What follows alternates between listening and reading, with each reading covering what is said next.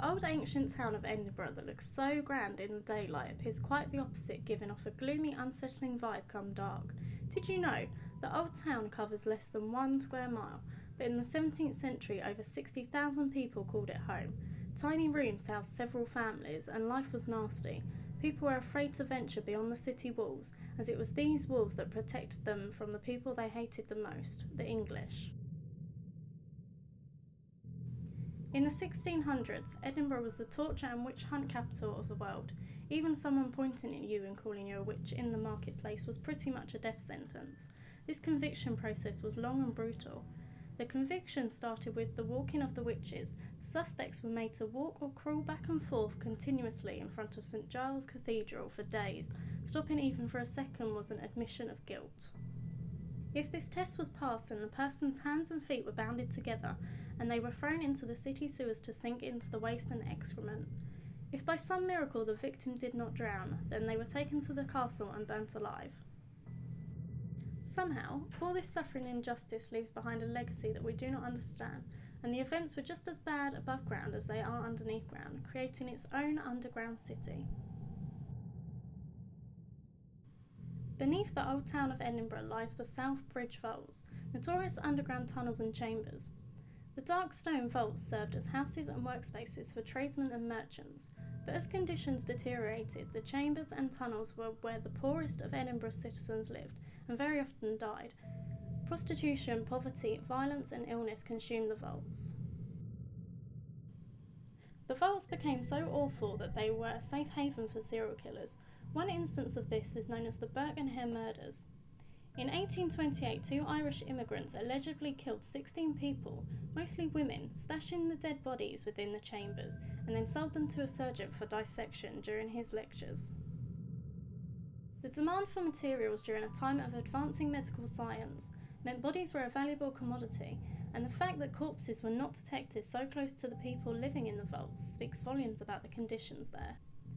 However, this is not the only event that took place. Body snatching was a very common occurrence, due to the vaults being located within walking distance of a medical school and in line with the famously haunted cemetery called the Greyfriars Kirkyard, which I will talk about in more detail later on in the video. During the early 1830s, the vaults were abandoned and the whole place was filled with rubble. No records were made, nobody remembered them or even talked about them. It wasn't until the 1980s that they were rediscovered by accident during an excavation, when toys, medicine bottles, plates and other signs of human residence were found. The same group is still gathering here today, but now using a different room for their mysterious practices. One of the chambers was found sealed off by steel bars. The story here goes that a group conducted their bizarre rituals within this room. The stone circle that was used can still be seen today. However, their supernatural meddling made the resident spook so violent and active that they were compelled to leave the chamber, sealing it behind them. The same group is still gathering here today, but now using a different room for their mysterious practices. There are many ghostly tales linked to the Edinburgh Vaults, one being a malicious entity called the Watcher, a spirit that reports to instill feelings of dread in psychics and mediums.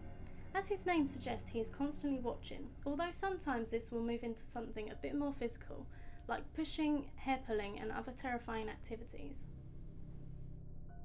Another less friendly gentleman known as Mr. Boots, so called because of the footsteps he makes as he stomps around in his afterlife. He is said to be protecting his room due to murdering a young prostitute here and keeping her hostage. Some people have experienced and heard him shouting, "Get out!" and eyewitnesses describe him as a tall gentleman with no eyes, a full beard, a long coat and big thigh-high boots. Here in this photo you can see captured by visitors the apparent sighting of Mr. Boots. Not saying this is proof, but it's definitely interesting. Please leave your thoughts and theories in the comments below. As previously mentioned, Greyfriars Kirkyard is the graveyard surrounding Greyfriars Kirk, a short walk from the vaults. It's located at the south edge of the old town, recognised as one of the creepiest cemeteries dating back to the 1560s. The continuing phenomena that is being reported within the cemetery has been put down to Sir George Mackenzie, a lawyer who lived in the 1600s. George Mackenzie was responsible for a relentless and inhumane prosecution of the Covenanters, a large group who was against the king's wishes. In the late 1670s, roughly 1,200 prisoners were rounded up and brought to Edinburgh, many of who were imprisonated in a section of the graveyard now referred to as the Covenanters' Prison. Here they were subjected to appalling conditions with minimum shelter and very little food. Many died due to the harsh treatments, and those that didn't were executed or sold to slavery.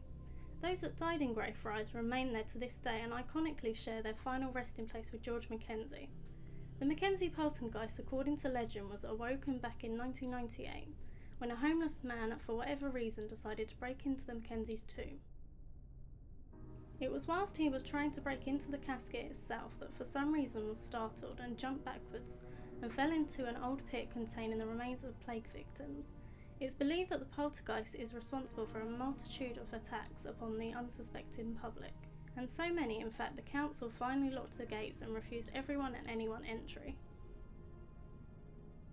So there you go guys, that's a glimpse into the mysterious history of Edinburgh and its underground city. I hope you enjoyed the video. Please like and subscribe to my channel, and don't forget to post your comments below. I'll see you on the next one.